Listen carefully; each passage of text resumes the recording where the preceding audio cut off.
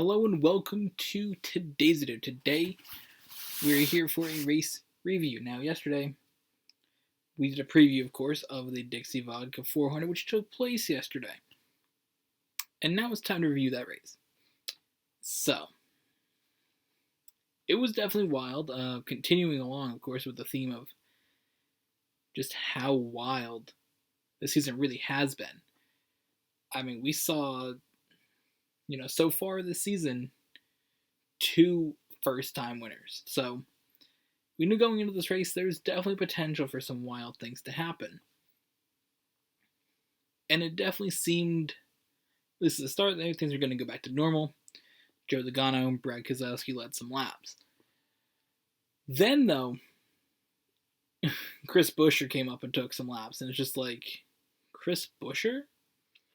Now, Chris Buescher is one of those drivers that, he definitely showed potential in the Xfinity Series, and in the Cup level, he just hasn't been in a good car. He was in a JTG Darty for a few years. Like, he was with them for 3 or 4 years. And then, they switched, basically him and Ricky Stenhouse switched teams. Something up on my chair here. There's a problem with the arm. I don't know how I feel about this. But yeah, he was definitely on a team that, wasn't good, and even Roush hasn't been good. I mean, they haven't really been a solid team since Carl Edwards left in the end of 2014. He switched to Joe Gibbs in 2015. So they really haven't had a, solid team since then.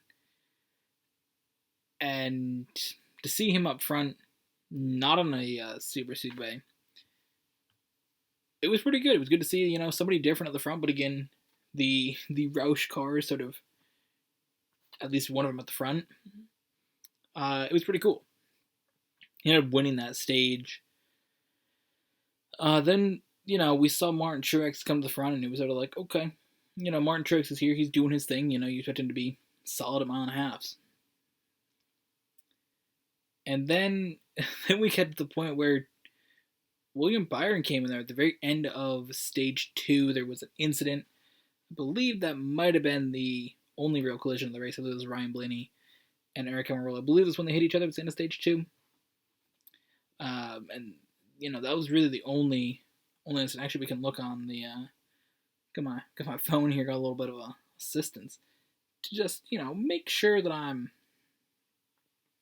getting this right. We can see a timeline of the entire race. So, yes.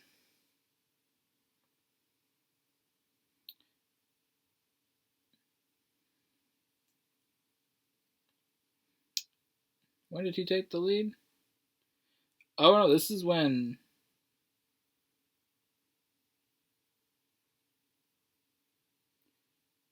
Yeah. This is when Corey LaJoie had his engine go. Okay. Had the wrong incident there. Corey LaJoie's engine went. That's when they set up for the restart. And that had William Byron starting in 3rd place. So at that point, that was actually a good stage ending. Stage 2 was a very, very solid finish. Going into that turn 3 and 4, you had Denny Hamlin, Martin Truex side by side. Hamlin has, a little bit of an advantage, and he slides up. And that pushed Martin Truex back. Denny Hamlin fell back. William Byron snuck through in the bottom and won the stage. I'm like, okay, cool, he won the stage, but probably see Martin Truex come back up. Then Martin Truex pit again, and he made a wild move. He was from like 17th to 5th in the lap at the beginning of the final stage, and it was just really impressive. And I'm like, all right, he's going to come back here and get to the front, but it never really seemed to work out for him. Denny Hamlin was out of the race at this point, pretty much. He was just sent to the back with a penalty.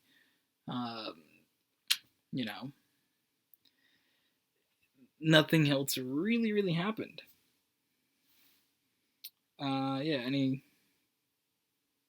Okay, so we had another caution. That was after the really only incident. Eric Almirola pretty much seemed like he was clear, but he thought he was clear, and he definitely wasn't. Went into Ryan Blaney. They're both in the wall. Not a brilliant race, not a brilliant move there for them, or not something you want to have happen. Good for them early in the season. In the scheme of things, probably for both those drivers, this incident won't matter. I mean, these early season incidents don't really seem to affect drivers, especially in the top team. Like these drivers are making the playoffs, and they're not worried about that having a bad finish here. At this point, Martin Truex does have the lead. Brilliant push from Kyle Larson, pushing William Byron on the front straight past Martin Truex, and from then on, William Byron was just gone. It was very, very cool to see the 24 at the front being that dominance that we haven't seen really since 2014.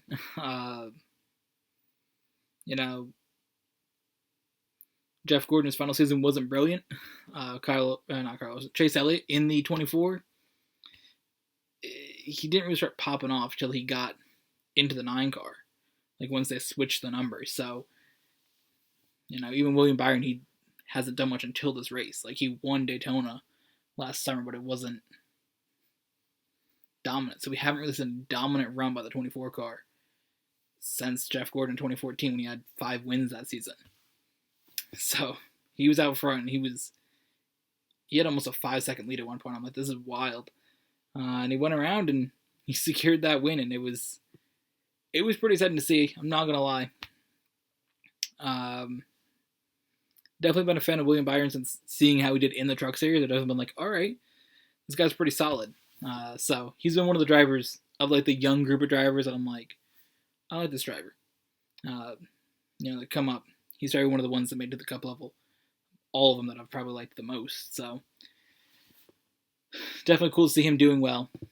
Finally, sort of having a actual good performance in a race. I mean, that win at Daytona last year was good for him, obviously, for his career, but it wasn't as impactful, I think, as this race is. I think that this win way more impressive. I think that first win Daytona, again, Daytona is one of those tracks where you typically don't have a dominant performance, and it's sort of just wild in the end. Anybody can win it. So to come out and get that win at Homestead the way he did, leading, was it 100 laps, does it say?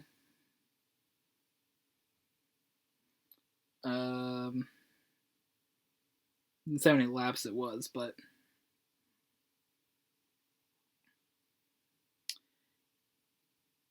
he had to have led, I don't know, 100 something. He started 31st as well. Let's acknowledge that. Because the way they're doing qualifying this year is based on, I believe it's 50% previous race finish, some other percentage of fastest lap and standings. So William Byron was, after Daytona 500, he 26th he finished, then 33rd at the Daytona Road Course. So he was nowhere. Like, this says he started 31st. That means that he's like, I think he was 29th, 30th, 31st in points before this race. He was way in the back. And to come forward and do that, and again, to have a dominant win like that. It wasn't like he led the last 5 laps. He led the last, 100 laps. He led basically from the end of stage 2, pretty much to the end of the race. Like, he led a good portion of it. That's a good amount. So, what he led there was about 100 laps. And again, so excited to see it. There's been a lot of things about William Byron that people say maybe, he isn't as good as he was hyped up to be, and some of these things that have been out there. But a lot of these drivers I've been saying, not necessarily on video, but I've just been talking like, family and stuff like that. Like a lot of these drivers, people just expect them to come out and just be good from the first second they get to, any series that they're hyped up about. Like a lot of the drivers take a few years. He's been racing in this Cup Series since 2018. Give him a few years to get up to where he is winning. It took him to 2020 to win, took him to 2021 to have a dominant win. I mean, look at Chase Elliott. He started in 2016. He didn't win until 2018. He didn't even start dominating races till 2019. Even 2020, he really started popping off and getting a bunch of wins. So it takes these drivers a few years. So I'm not surprised that he's finally doing it. I thought that he, would be good for a while. But, it is good to see that because I think that's going to change a little bit of the narrative about William Byron in the Cup Series. And he gets in the 24 car at the front, winning races. It's pretty cool. So that's that. Thank you all for watching. The next race is Las Vegas, the Pennzoil 400 presented by Jiffy Lube. That is on Fox at 3:30 p.m. Eastern Time on March 7th. Are all these races starting at 3 o'clock? What the hell, dude? Bro. Either way, we will be reviewing that race. That video should be up next Sunday. So we will see you guys in the next one.